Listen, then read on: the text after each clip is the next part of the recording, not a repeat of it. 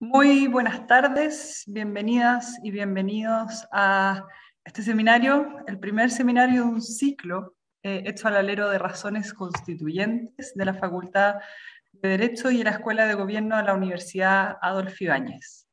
Razones constituyentes es la manera como la Universidad Adolfo Ibáñez asume la responsabilidad de aportar al proceso constituyente en curso, contribuyendo y poniendo a disposición del público en general contenidos, conocimientos, documentos que pueden aportar a la elaboración de la nueva Constitución. Razones Constituyentes es una contribución, como ya decía, de la Facultad de Derecho, en conjunto con la Escuela de Gobierno de la Universidad Adolfo Ibáñez, que lo que busca es ir más allá de las discusiones políticas y mantener el aporte dentro del espíritu académico de toda universidad. Lo mismo, hemos querido iniciar este ciclo para debatir quizás un tema que ha estado fuera de los principales debates sustantivos en torno a la nueva Constitución. Lo hemos visto con menos intensidad que otros debates, pero no es por ello en ningún caso menos importante. Por el contrario, estamos convencidos que la regulación de la judicatura y de la justicia en general en la Constitución será una de aquellas transformaciones sustantivas más relevantes para nuestro país en las próximas décadas. Los tribunales de justicia, ¿no es cierto?, son, por supuesto, uno de los poderes clásicos del Estado, y en Chile su dimensión constitucional es muy antigua. Existen antecedentes claros en constituciones de 1822 y las del 1823, pero incluso hay algunos rasgos ya en los ensayos constitucionales previos. Al mismo tiempo, esto tensiona un poco la idea de página en blanco, ¿no es cierto? ¿Cuánto de esta tradición constitucional va a ser recogida en el documento que se elabore dentro de la Convención? Pero al mismo tiempo, como esta idea de página en blanco nos permitirá tomar distancia y quizás hacer algunas modificaciones sustantivas, muchas de las cuales ya se han propuesto durante los últimos años. Para esto, vamos a conversar hoy día sobre el principio, la organización judicial y las bases de dicha organización. Pero como decía, esto es un ciclo y queremos abordar cada uno de los aspectos que considera la organización de la judicatura en la Convención en las próximas sesiones. Vamos a hablar de jurados, vamos a hablar de justicia administrativa, vamos a hablar de justicia penal, en fin, vamos al final a compartirles el programa completo que vamos a tener con ustedes todos los miércoles en la tarde. Para ello, la estructura de este ciclo siempre tendrá la misma. Vamos a tener un académico o una académica exponiendo una propuesta que podría ser recogida por la convención, y hemos invitado a cada sesión a un convencional o una convencional constituyente, pero también a una persona externa a la universidad para que podamos contribuir en una conversación sobre este debate sustantivo.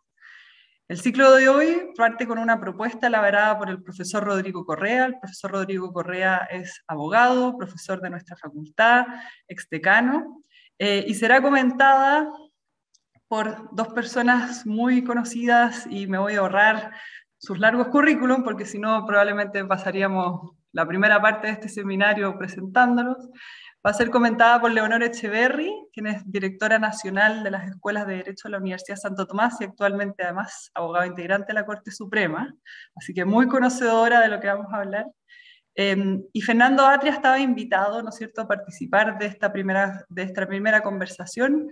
Fernando Atria es convencional constituyente y también profesor de la Facultad de Derecho de la Universidad de Chile.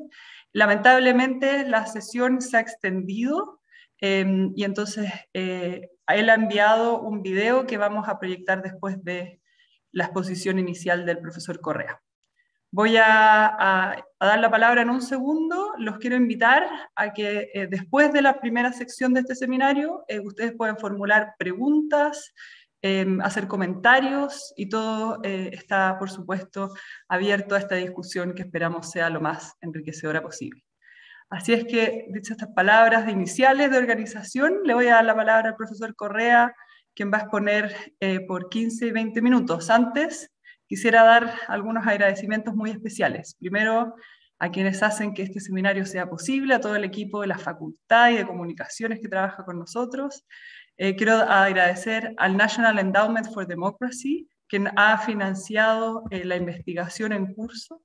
Y también quiero agradecer muy especialmente a la Asociación de Magistrados y Magistradas, quienes también han participado con nosotros de esta organización. Así es que muchas gracias por estar aquí con nosotros. Profesor Correa, la palabra es suya. Muchas gracias, decana. Muchas gracias a la Asociación Nacional de Magistradas y Magistrados, al National Endowment for Democracy y especialmente a mis dos comentaristas, Leonor Echeverry y Fernando Atria, por quienes no solo tengo el mayor respeto intelectual, sino un gran afecto. De Fernando fui compañero de curso desde segundo año. Y ambos aprendimos Derecho de Familia y de Derecho Sucesorio de Leonor en su primer curso. Así es que para mí es muy significativo que ambos hayan aceptado comentar la protopropuesta, la voy a llamar, ¿no? Porque yo no creo que todavía dé para propuesta, pero protopropuesta. Hay bien pocas cosas que son seguras en el proceso constituyente en que nos hemos embarcado. Hay una que es segura, y es que va a haber un capítulo sobre poder judicial. Eso es seguro porque toda constitución en Chile ha tenido un capítulo dedicado a la judicatura, porque todas las constituciones en el derecho comparado lo tienen, porque en nuestra tradición occidental se considera a la judicatura uno de los tres poderes del Estado que cumple un rol clave constitucional. Y yo diría además porque no hay en el ambiente ninguna pretensión de desconstitucionalizar a la judicatura. Entonces, de las pocas cosas seguras que hay hoy día es esa. Además, en el proyecto de reglamento, que entiendo que es parte de lo que se está votando hoy día, el proyecto que preparó la subcomisión, pero que ahora está votando la comisión, se han propuesto 7 comisiones sustantivas o temáticas, como se las ha llamado, y una es sobre poder judicial, entre otros temas. Por otra parte, si uno mira tanto la regulación chilena constitucional histórica, si mira las constituciones del 28, del 33, la constitución del 25, la actual, y mira por otra parte el derecho comparado, uno advierte que en la regulación de la judicatura pasa algo que es, por cierto, del todo distinto a lo que ocurre en el derecho constitucional orgánico, y es que la intensidad de la regulación es extremadamente variable de un país a otro. Todas dicen algo, pero hay constituciones que dicen muy poco respecto de la judicatura y hay otras que dicen mucho. Y yo diría que nuestra actual constitución es de aquellas que dicen mucho.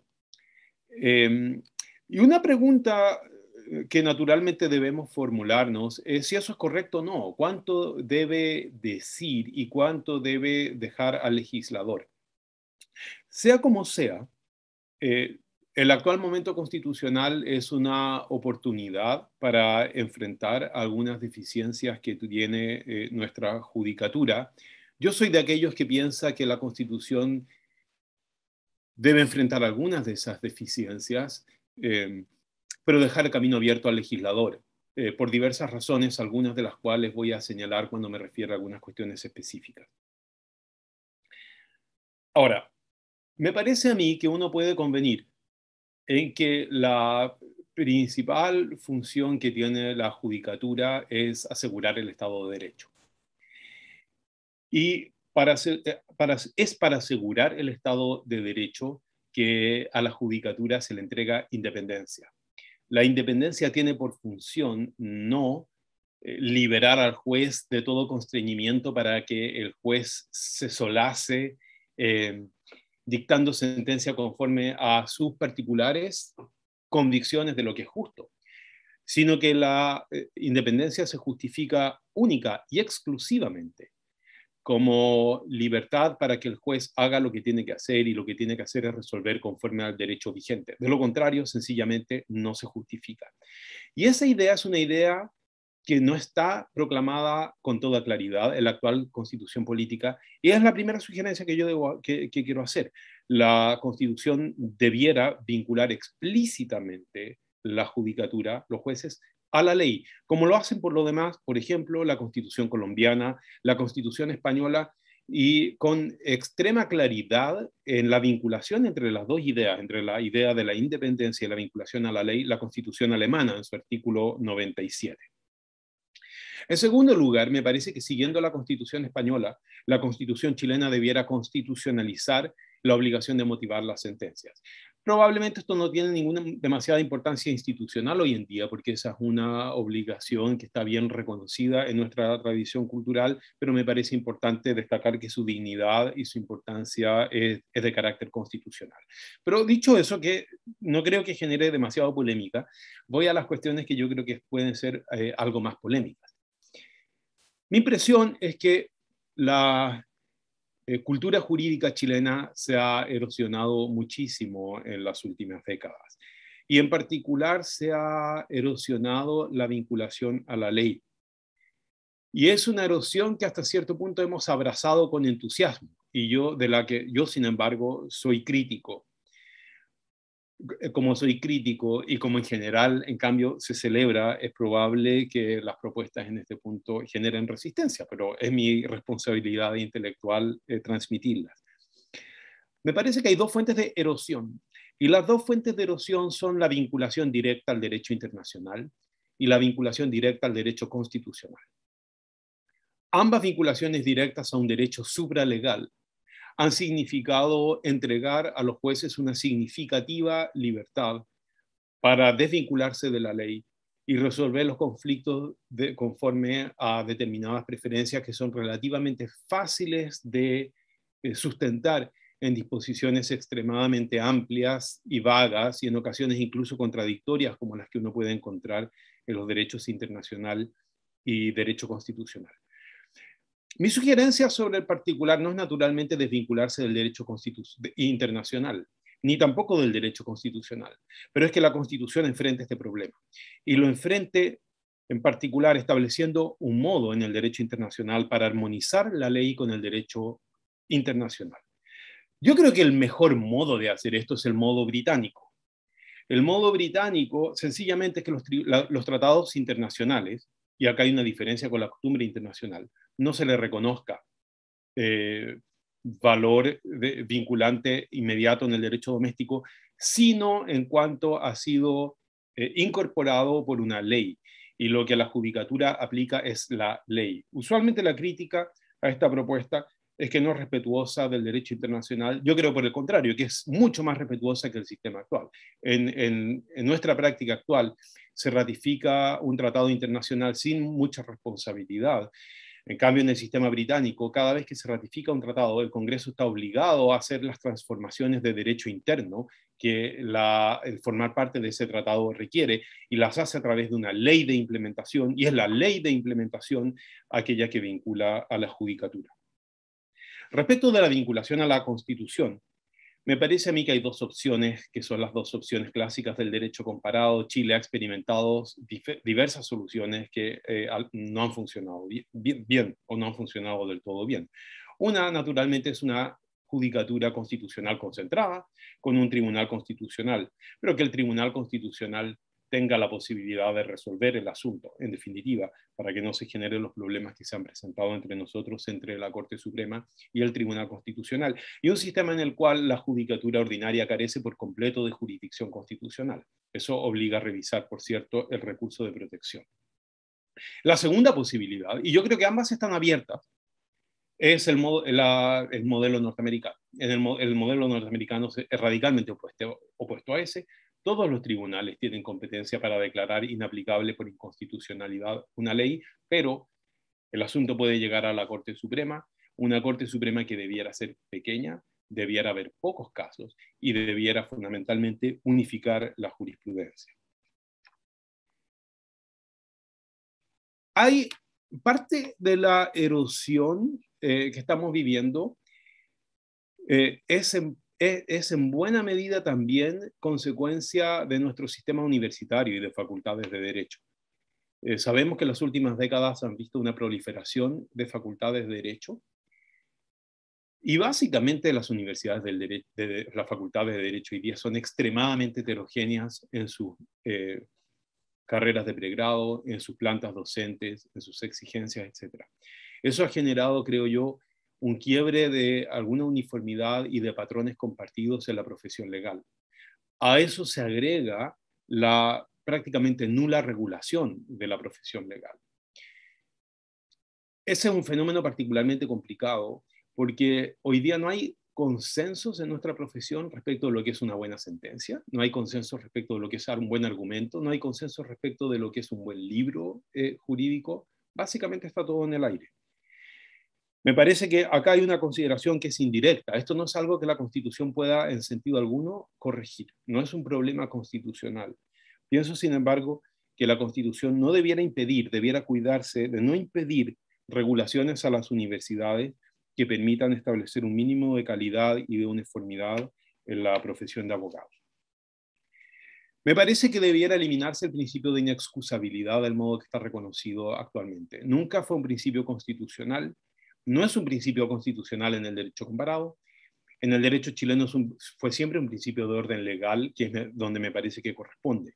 El principio de inexcusabilidad genera problemas para la regulación de una Corte Suprema a la cual eventualmente se le podrían dar competencias para seleccionar los asuntos de los cuales conoce, que a mí me parece es imprescindible hacia el futuro.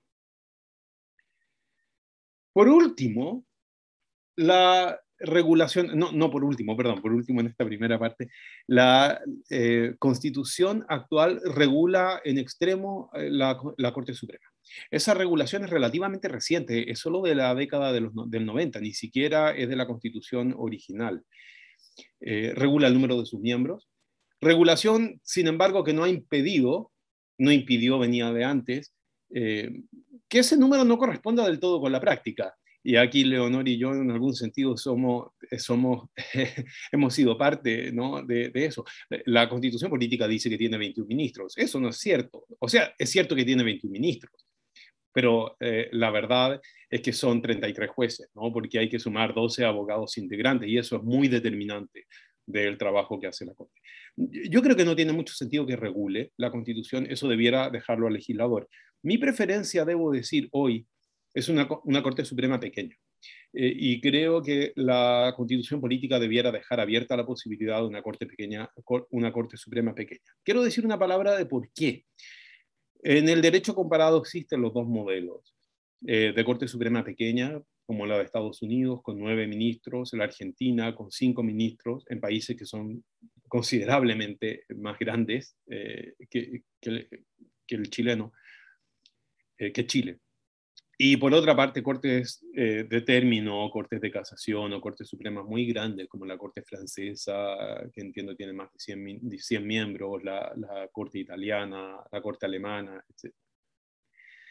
Yo creo que una corte grande funciona bien allí donde hay una cultura académica muy fuerte, muy consolidada, que está mirando lo que hace la corte.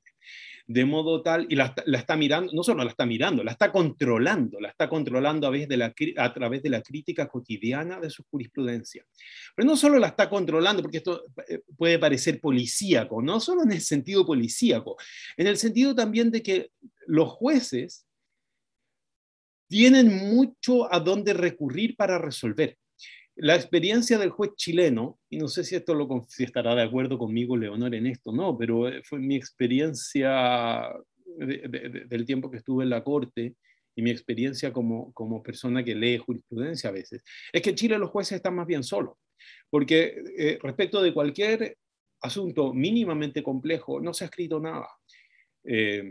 ¿No? La academia es una academia muy, muy poco densa. Y en esas circunstancias, pienso yo, es mejor una corte pequeña, es mejor una corte de muy pocas personas, muy seleccionadas, que vea muy pocos casos, pero que en esos casos que vea sea capaz de imponerse con autoridad y de generar jurisprudencia. Ahora, esas son algunas cuestiones las principales protopropuestas que quiero hacer respecto de cómo reconstituir de alguna manera la vinculación a la ley en el contexto erosionado actual. Ahora, algunas consideraciones más de tipo orgánico sobre la judicatura y algunas que yo creo que son relativamente evidentes, ¿no? Me parece que la Constitución debe, como lo hace hoy, garantizar la inamovilidad mientras los jueces mantengan buen comportamiento, se cumpla el término legal de su cargo, que podrá establecer la ley, tal como señala hoy día la Constitución política, o alcancen la edad de retiro que la Constitución determine. Por cierto, deben corregirse algunas anomalías que yo creo que no eran anomalías constitucionales, sino que fueron errores, en mi opinión, del Tribunal Constitucional, que han determinado, por ejemplo, que el límite de edad no se aplique a los jueces de policía local. Yo creo que eso es un error. Me parece que los jueces de policía local están regulados por el capítulo del Poder Judicial, pero el Tribunal Constitucional entendió otra cosa y por lo tanto eso requiere corrección. Y naturalmente la inamovilidad debe proteger contra el retiro forzoso, contra la suspensión y contra el traslado. Dicho eso, que es relativamente obvio, creo yo que es importante afinar la mirada en algunos problemas. Creo que la Constitución debiera permitir el retiro forzoso anticipado y el traslado forzoso cuando ello sea consecuencia de una reforma orgánica a la judicatura. En el derecho comparado esa solución se encuentra en Dinamarca, en Austria y en Alemania. En Alemania, sin embargo, se encuentra con una regla que es interesante, una regla de país rico, quizás una regla que podría explorarse, acoger en Chile, y es que en ese caso tiene que ser con mantención de remuneración, es decir, se puede retirar al juez por una reestructuración orgánica de la judicatura, pero el juez tiene que seguir obteniendo su remuneración. No así en Dinamarca y en Austria, ¿no? La razón es que yo creo que eso no afecta en absoluto la independencia judicial. En Chile hemos tenido reformas orgánicas y ha habido traslados de jueces, pero a mí me parece que debiera permitirse más allá que eso, incluso el retiro forzado. Creo, por otra parte, que debe eliminarse la posibilidad de la remoción administrativa de la judicatura que hoy existe, que en rigor fue restablecida o fue establecida en nuestro derecho por la Constitución de 1925, que fue una constitución que concentró poderes de control sobre la judicatura en el presidente de la República. Y se le otorgó esta facultad de remoción mediada por la Corte Suprema, que se ha usado y se ha usado recientemente en Chile y probablemente se ha usado de un modo con el cual todos estaríamos de acuerdo que es el modo correcto. Pero no es lo habitual en el derecho comparado, no era lo habitual en la tradición constitucional chilena, y cabe preguntarse, ¿no?, si un juez ha cometido una falta tan grave que justifica su remoción, ¿por qué no se puede llevar adelante sencillamente un juicio de amovilidad, como exigen las constituciones más respetuosas de la independencia en el derecho comparado, con todas las garantías que eso supone? De manera que esa sería mi sugerencia. Respecto de la acusación constitucional, este es un tema que sí ha circulado, hay algunas propuestas en algunos de los convencionales que proponen en particular aumentar la posibilidad de la acusación constitucional. Mi impresión es que lo que ha ocurrido en Chile en el último par de años es preocupante respecto de la acusación constitucional. La causal de notable abandono de deberes, su interpretación se ha forzado y ha puesto en riesgo la mantención de jueces en su cargo por decisiones que podrán ser discutibles sustantivamente, pero sin duda alguna uno no podría decir que se trata de jueces que han abandonado notablemente sus deberes. Como esto no está sujeto a control jurídico, sino que es una decisión política de la Cámara de Diputados y del Senado, si la interpretación de notable abandono de deberes se relaja al extremo, creo que hay un riesgo grave para la independencia judicial. Yo sugeriría dos modos de enfrentar este problema. Uno es eliminar sencillamente la acusación constitucional contra jueces. La otra posibilidad sería precisar que jamás puede entenderse como notable abandono de deberes una discrepancia doctrinaria, una discusión doctrinaria jurídica de mérito. ¿no? Sino que lo que uno en sentido común entendería como notable abandono de deberes. Hay un problema hoy en Chile, la independencia, en el caso de aquellos jueces, aquellas judicaturas especiales en que los jueces están por un tiempo, como el Tribunal de Defensa de la Libre Competencia, 6 años me parece que es, y donde hay posibilidad de renominación. Esa posibilidad de renominación es problemática, porque lo que significa es que el juez que está cerca de que expire su periodo y tiene expectativas de ser renombrado, va a estar mirando a quienes toman las decisiones de nombramiento. Hoy son autoridades políticas, judiciales eventualmente, y eso genera un riesgo de compromiso con la independencia. Yo sugeriría incorporar una regla de que en aquellos casos en que un juez expira en sus funciones por el término del periodo o la edad por la que fue nombrado, no pueda ser nombrado para un nuevo periodo.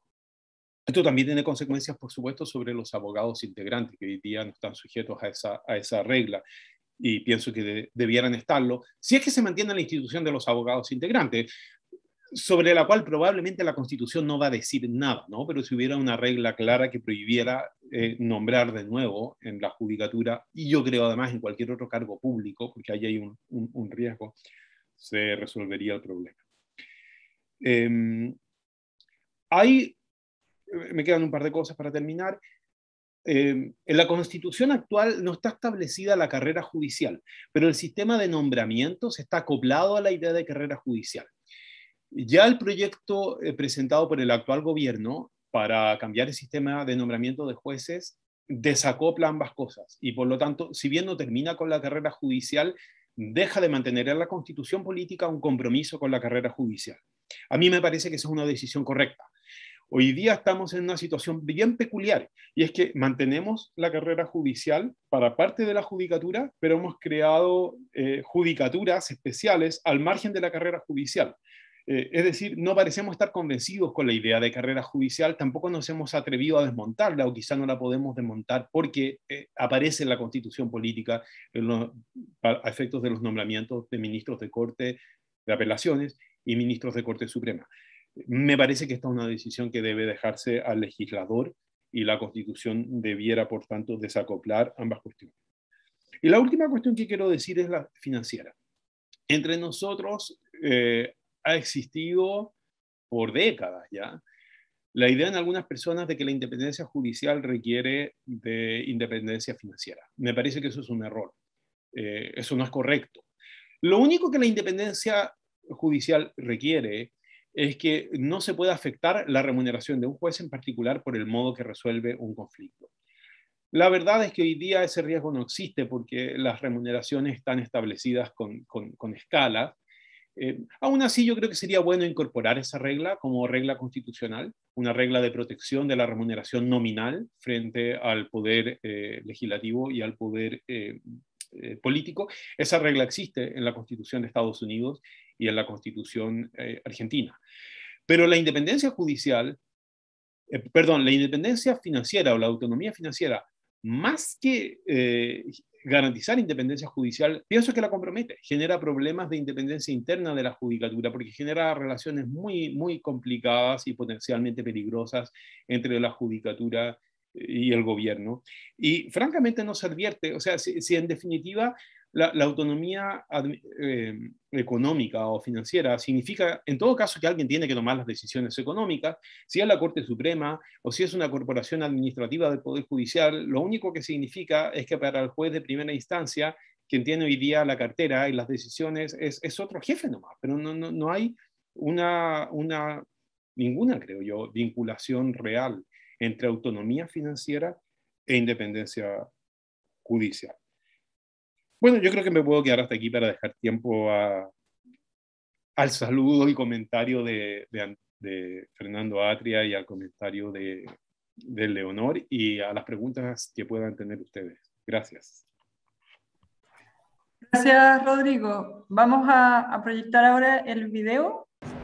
Hola, quiero enviar un saludo al profesor Rodrigo Correa, a la profesora Leonor Echeverry, de la Universidad Adolfo Ibáñez, agradecerme por la invitación para hoy día. Lamentablemente vamos a estar hoy día votando hasta probablemente las 11 o 12 de la noche el reglamento de la convención y me fue imposible asistir. Pero me gustaría decir algunas palabras. Yo, en principio, por cierto, yo estoy completamente de acuerdo con la tesis que defiende el profesor Correa, que la jurisdicción en la nueva Constitución debería ser independiente por estar sometida a la ley.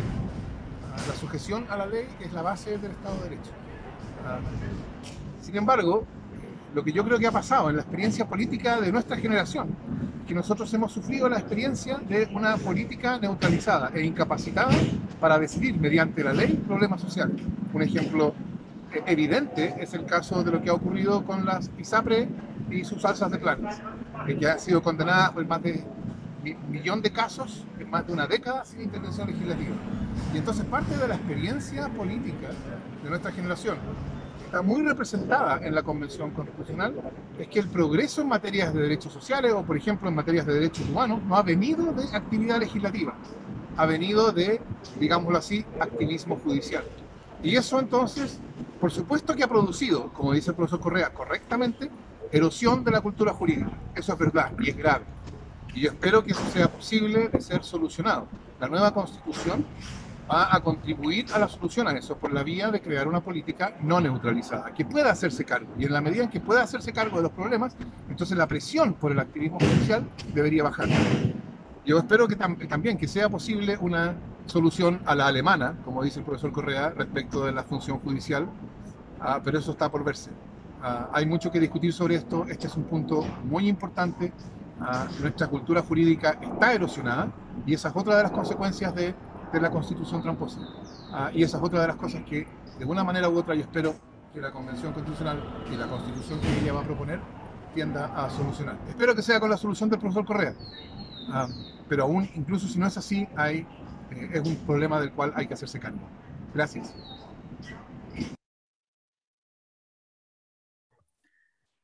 Vamos a agradecerle a la distancia a Fernando Atria, quien, como decíamos, no pudo unirse a la sesión porque se extendió la sesión de la comisión, pero estamos agradecidos porque pudo al menos enviarnos un breve comentario en el cual además pasó varios mensajes. Así que voy a darle la palabra a Leonor Echeverri.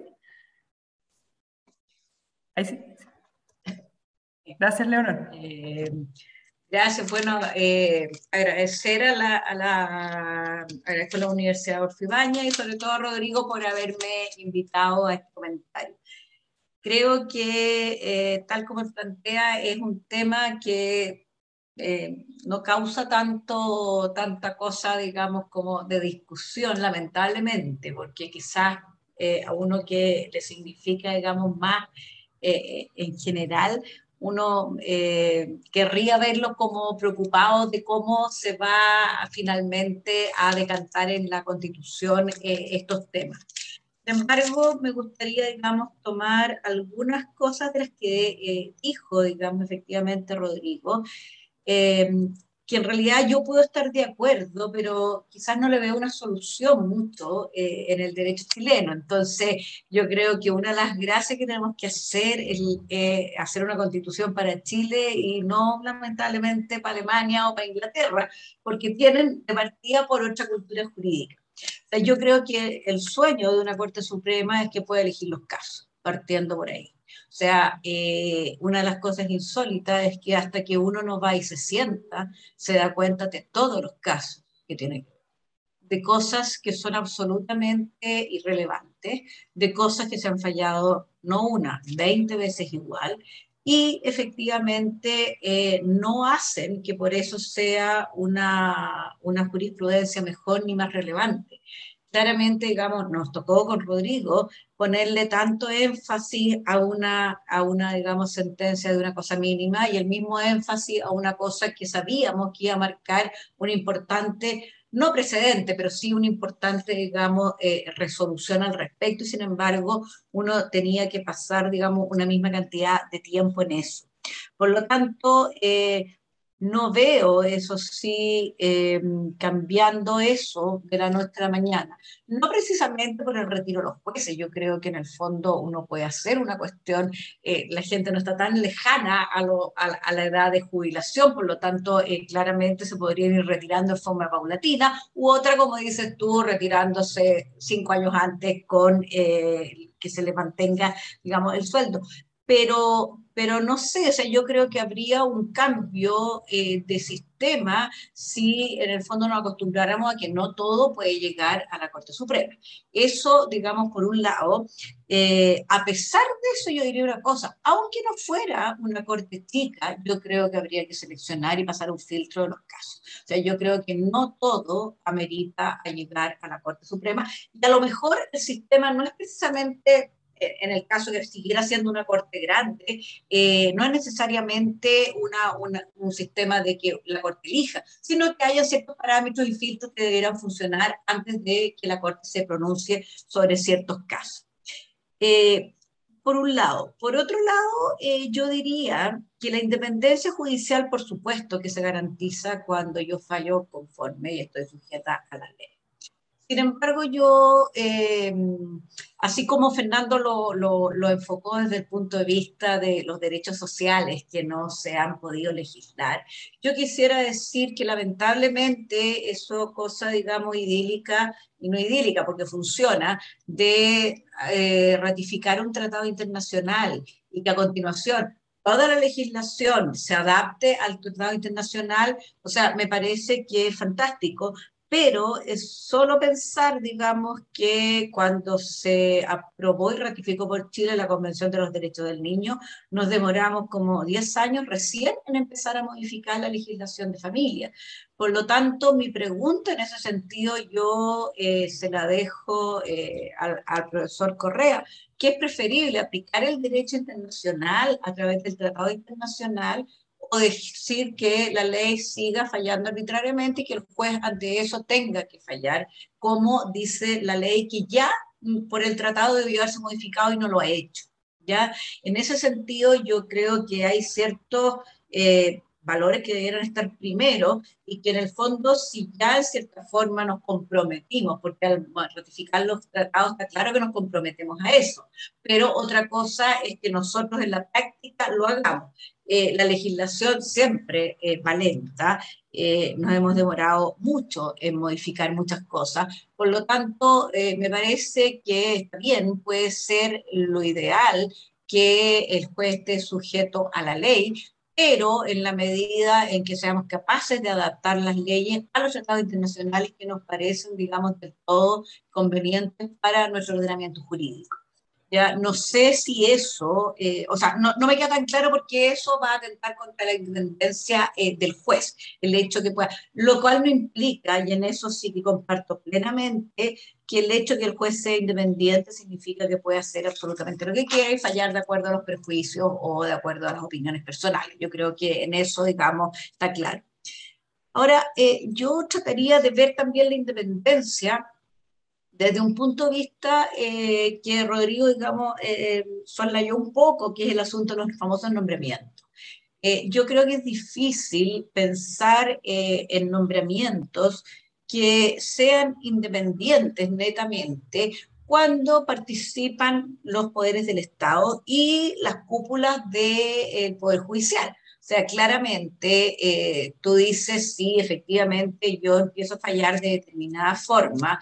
Lo que tú aplicaste, digamos, respecto a los tribunales especiales, me parece medianamente semejante a lo que pasa, digamos, en los nombramientos actuales. O sea, si tú quieres efectivamente ser nombrado ministro de Corte, por ejemplo, en la Corte de Apelaciones, claramente vas a tratar de no fallar tan acorde a, tan en contra, digamos, de la política pública de un gobierno, ya, porque efectivamente, en definitiva, él es quien te va a nombrar. Por lo tanto, yo creo que en cierta forma, con el sistema que propone el gobierno, perdón, no el gobierno, sino que la Corte actualmente, una forma de composición de un ente que nombre a las personas, yo creo que en cierta forma va a solucionar un poco la independencia externa.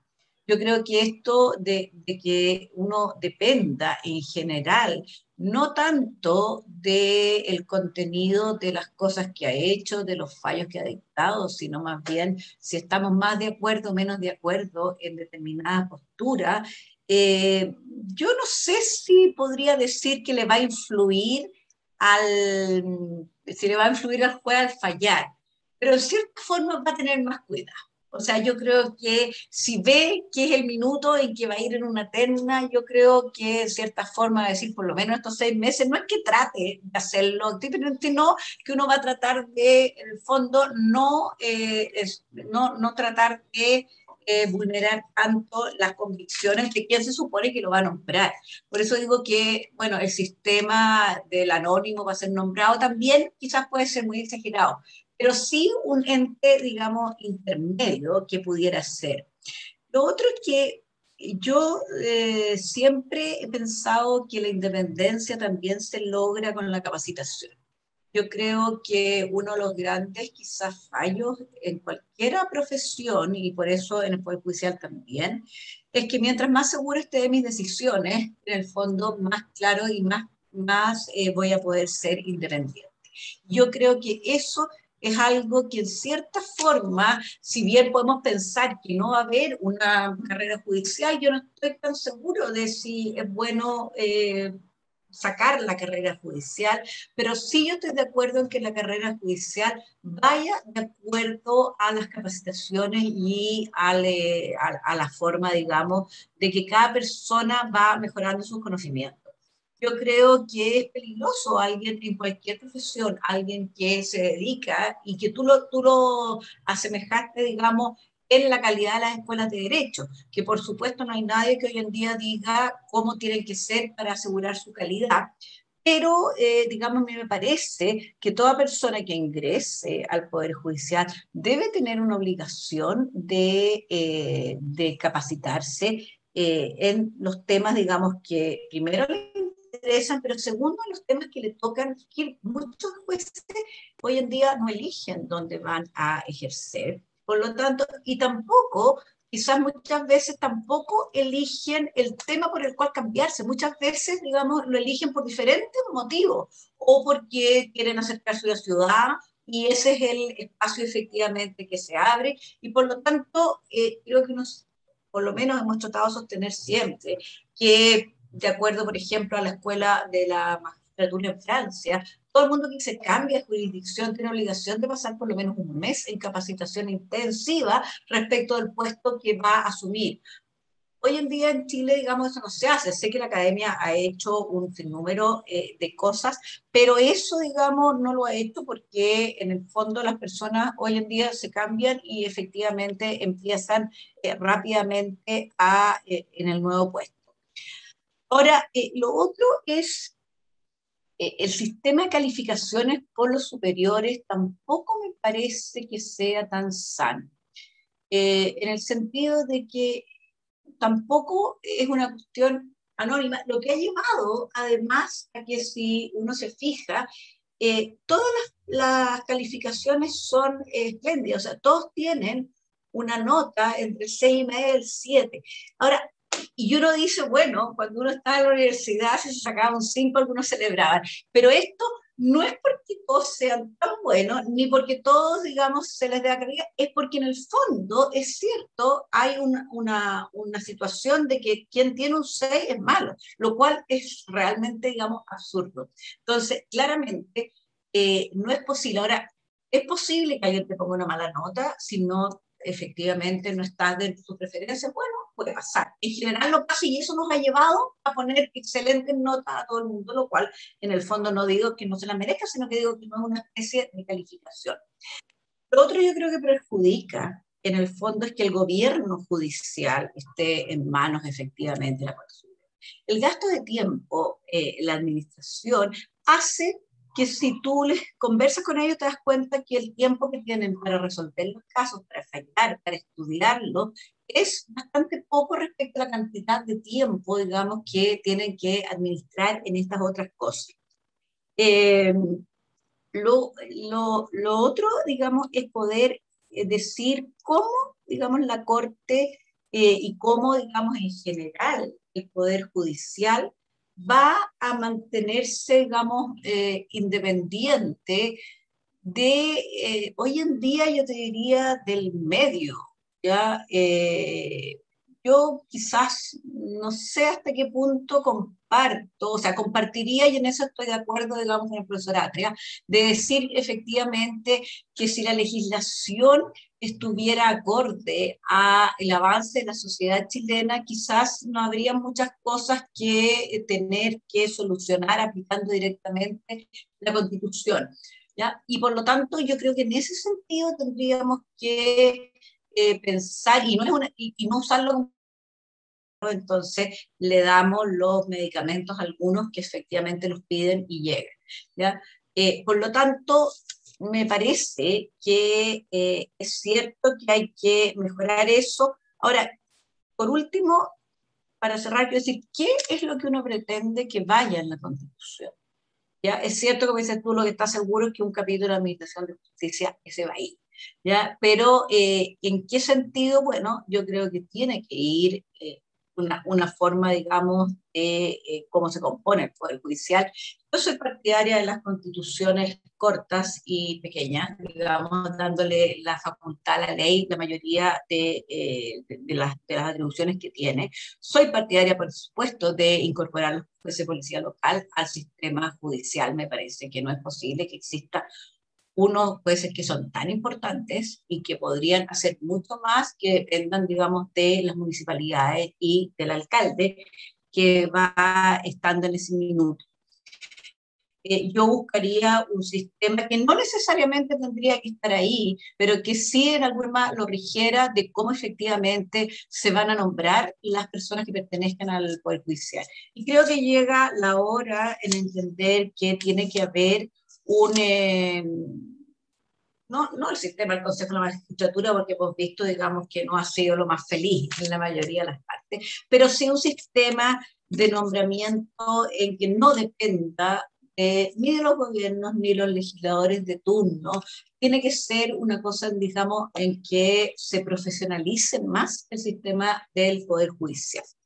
Creo que podríamos dejarlo hasta aquí y pasar, digamos, a oír, digamos, a los otros. Gracias. Gracias, Leonor.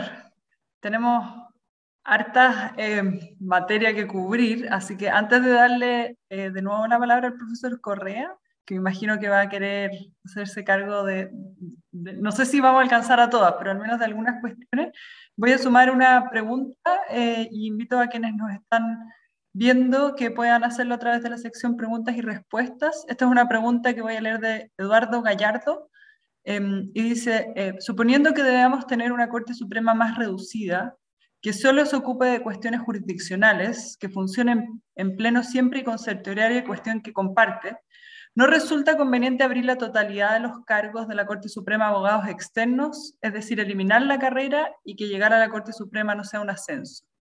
Es decir, que ser juez o juez adscrito al servicio judicial sea solo un dato curricular. Y en términos más generales, la cuestión de la independencia que la profesora Echeverri asocia principalmente a los nombramientos.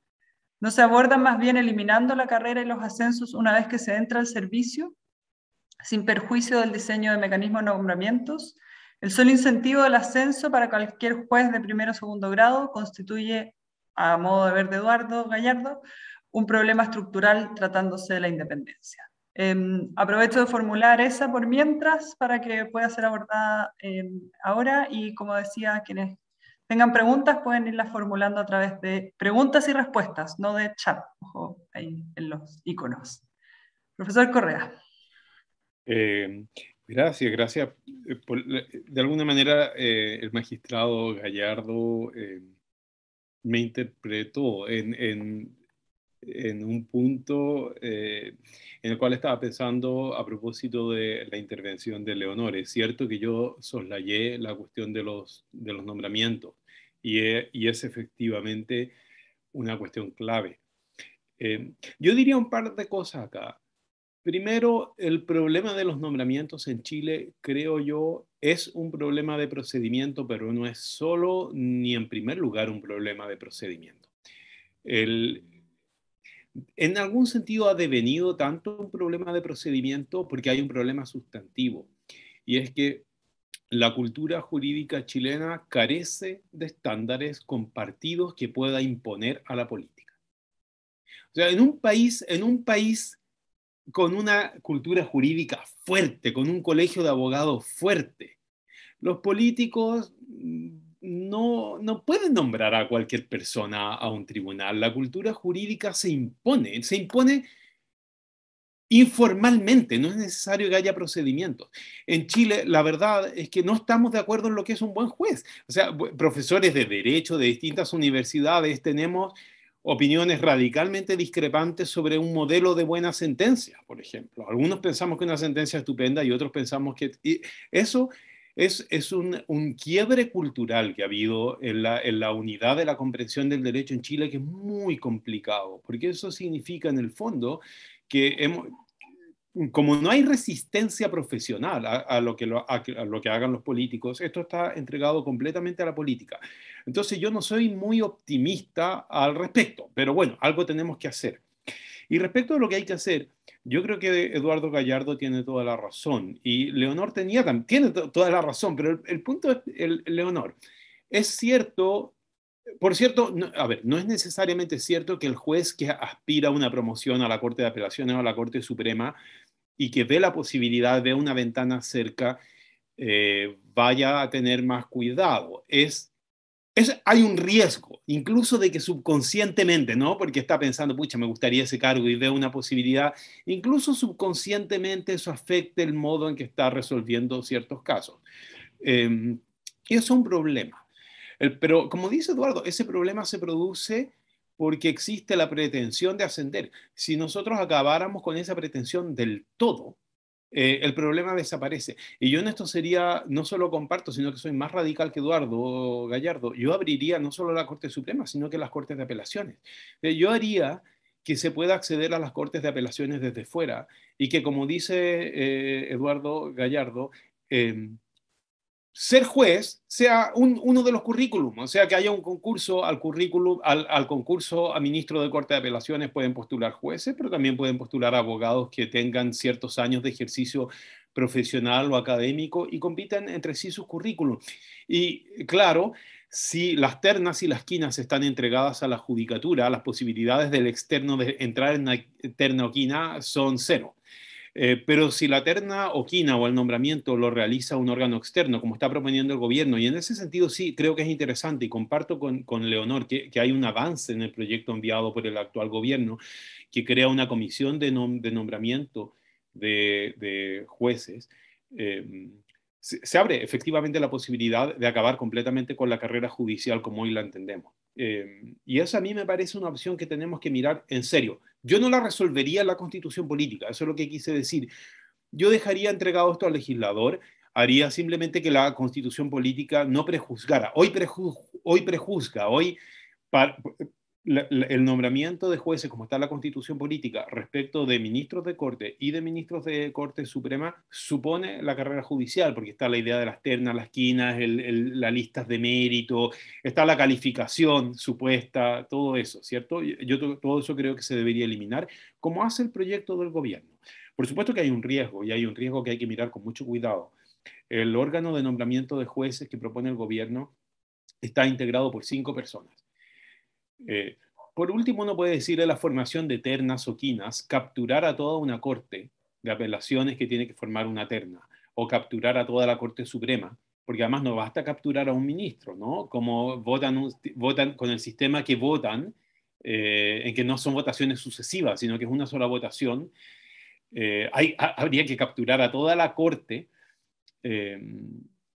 Hay que ver muy cuidadosamente. Hay un sistema de inhabilidades, de conflictos de interés regulado en la ley. Yo todavía creo que hay que investigar eso con lupa, porque ahí hay un riesgo que se debe evitar. Respecto a las calificaciones, estoy completamente de acuerdo con Leonor. Hoy día las calificaciones, de hecho la misma Corte Suprema ya se ha manifestado que contra. Y respecto del gobierno de la Corte Suprema, yo también estoy de acuerdo con Leonor. Y quiero agregar algo, porque yo creo que es importante. La Corte Suprema hoy día tiene, diría yo, dos funciones que justifican su existencia: gobierno judicial y unificación de jurisprudencia. La segunda no la hace bien. Solo la hace más o menos bien, creo yo, en materia laboral, porque está entregado a la cuarta sala y hay un recurso especial. Yo creo que en general no la hace bien. Y una de las razones que no la hace bien es que la Corte Suprema no es una Corte Suprema. Tampoco son 5 Cortes Supremas, 4 salas y un pleno. Son tantas Cortes Supremas como integraciones tienen. Y la integración es extremadamente variable. Yo ahora estoy haciendo un estudio con mis ayudantes y espero que publiquemos un artículo prontamente. Algo en un estudio anterior de Flavia Carbonell y Diego Pardau, estudiaron un tiempo la tercera sala y cuántas integraciones habían tenido la tercera sala. Y una locura. No me acuerdo el periodo, pero puede tener 40 integraciones en un periodo de un año, algo así. Eso es demencial. Eso significa que no hay una Corte Suprema, no hay 5 Cortes Supremas, hay 40 Cortes Supremas, hay 60 Cortes Supremas. Así no se puede unificar jurisprudencia. Y la pregunta interesante es ¿por qué pasa eso? Y una de las razones por las que pasa es por todas estas comisiones de servicio que tienen que ver con el gobierno, funciones de gobierno de la Corte Suprema. No es la única, hay otras razones, pero una razón importante, creo yo, de por qué no tenemos una Corte Suprema, sino que tenemos, no sé, 60 Cortes Supremas. Bien, voy a parar ahí por si hay más preguntas de Cana. Sí, hay varias preguntas más, pero solo quiero, un segundo, decir, yo creo firmemente en que los puestos deberían ser por una cantidad de años. Independiente de donde vengan, me parece que no debiera ser hasta los 75, porque impide muchas veces que tú puedas llegar a los 50, pero sí me parece que eternizarse, a diferencia de la Corte de Estados Unidos, a mí no me parece tan conveniente. Voy a tomar, han llegado varias preguntas. Hay una de Miguel Calderón, que pregunta, esto va dirigido para el profesor Correa, dice, en su propuesta, ¿se desarrollan ideas sobre colegiatura y birregulación de la profesión de abogado? ¿Se vincula o se vincularán de alguna forma sus propuestas a la discusión dentro de la convención? Y existe otro caso, además del británico, en donde se sistematiza la ley a partir de la ratificación de tratados internacionales. Voy a juntar preguntas. Luego hay una pregunta de Luis Avilés, que también pregunta para el profesor Correa, con su propio diagnóstico sobre la cultura y la práctica jurídica, ¿cuán probable ve usted un cambio cultural de una nueva forma de organización de tribunales? Ya no refería al tema de la aplicación, como usted menciona, sino en la forma en que se genera la regla en particular con la nueva Constitución. El resto me parece que son más bien... ¿comparte usted la explicación del profesor Atria de que el déficit del sistema político explicaría las expresiones de activismo judicial? Creo que ahí recogí varios otros comentarios que hay también en el chat.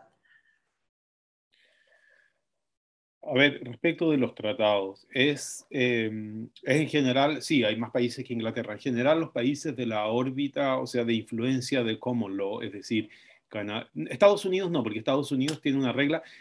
Bueno, yo me puedo explayar en esto porque esto era mi tesis, parte de mi tesis doctoral, así que me fascina. Pero Estados Unidos adoptó la regla que dice que los tratados internacionales ratificados por Estados Unidos constituyen decreto supremo de la nación.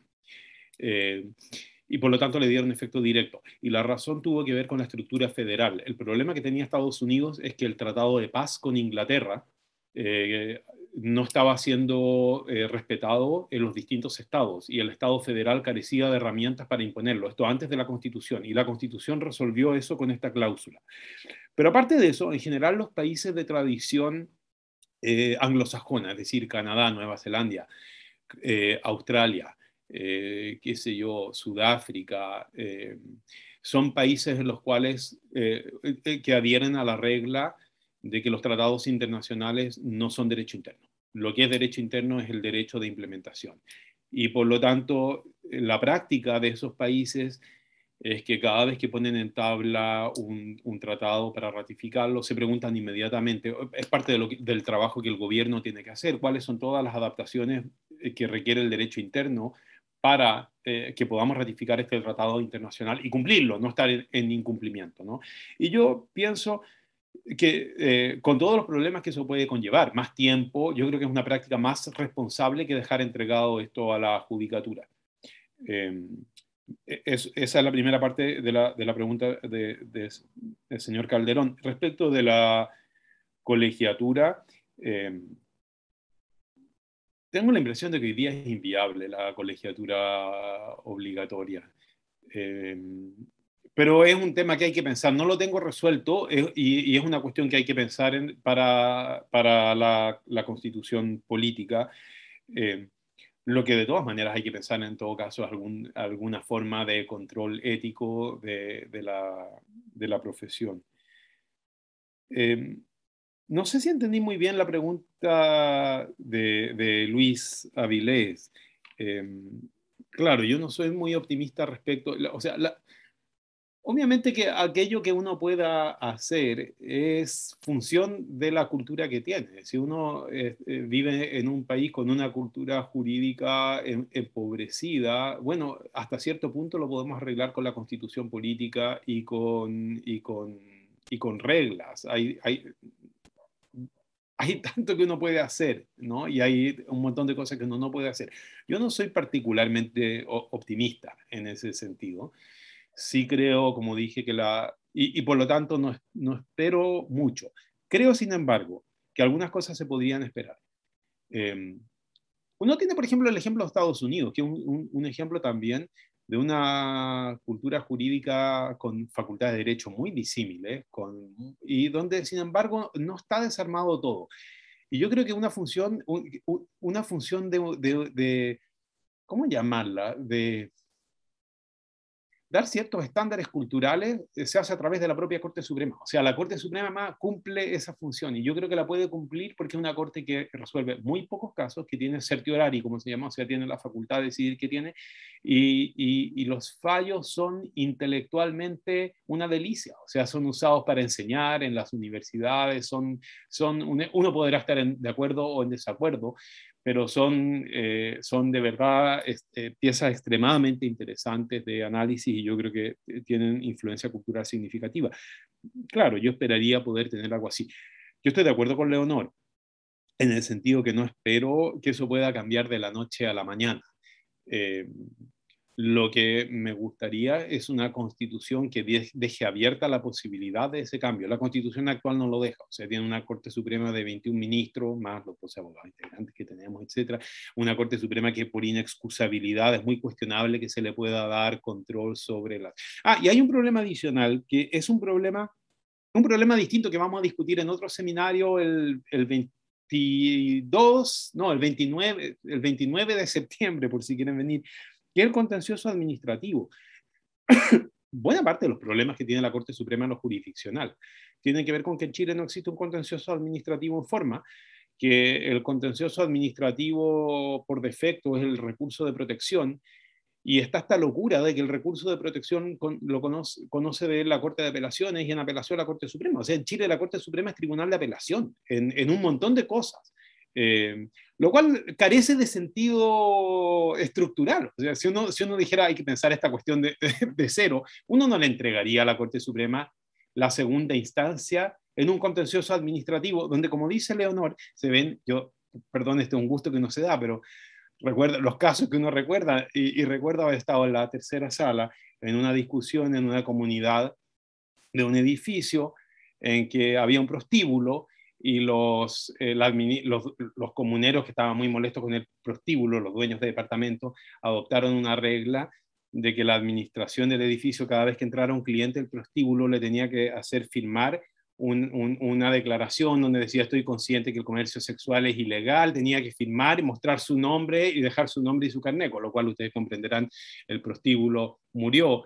Y el dueño del prostíbulo demandó en recurso de protección. Y eso llega a la Corte Suprema. Es decir, ese tipo de casos, ¿no? Son casos que tiene que resolver la Corte Suprema. Eso es un diseño absolutamente insensato. Bueno. Quedan algunas preguntas. No sé, Leonor, si tú quieres nada, colegiatura, nada por ahí, ¿no? Yo defiendo la colegiatura obligatoria, claramente.